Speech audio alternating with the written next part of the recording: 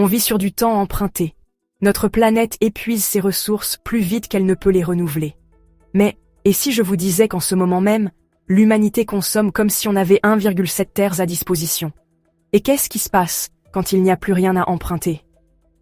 La vérité, c'est que notre empreinte écologique est plus grande que ce que la Terre peut gérer, et ça nous coûte notre avenir. Parlons de comment on peut changer ça, avant qu'il ne soit trop tard. Bon, décortiquons ça.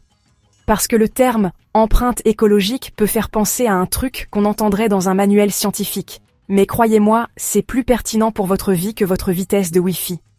Pensez-y comme à un budget, mais au lieu d'argent, il s'agit des ressources de la Terre. Chaque fois qu'on mange, qu'on conduit, qu'on achète des trucs, ou même qu'on fait défiler des vidéos de chats à l'infini, oui, Internet consomme de l'énergie. On utilise de la terre, de l'eau et de l'énergie que la planète a besoin de temps pour régénérer. Le problème, on dépense bien plus que ce qu'on a.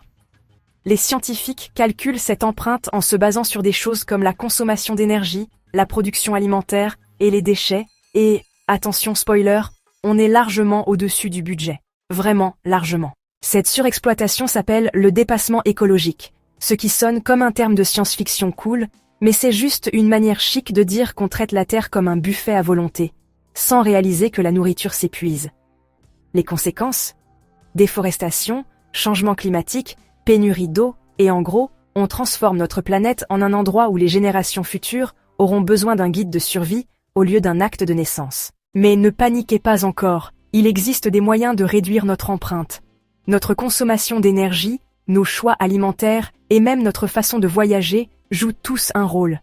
Passer aux énergies renouvelables, manger moins de viande, réduire le gaspillage et soutenir les entreprises durables peuvent faire une réelle différence. Les gouvernements et les entreprises ont un rôle encore plus important, en établissant des politiques qui aident ou nuisent aux efforts de durabilité.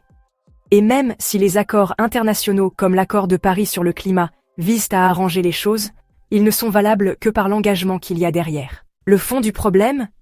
Si on veut un avenir qui n'implique pas de se battre pour la dernière goutte d'eau potable, comme si c'était le boss final d'un film dystopique, il faut repenser notre façon d'utiliser les ressources de notre planète, et ce, dès maintenant. Je vous laisse en discuter dans les commentaires. Quelle est une habitude que la société devrait changer au plus vite pour réduire notre empreinte? Vous pouvez nous soutenir en vous abonnant si ce n'est pas déjà fait. Prenez soin de vous, prenez soin de vos proches, et on se retrouve bientôt dans une autre vidéo.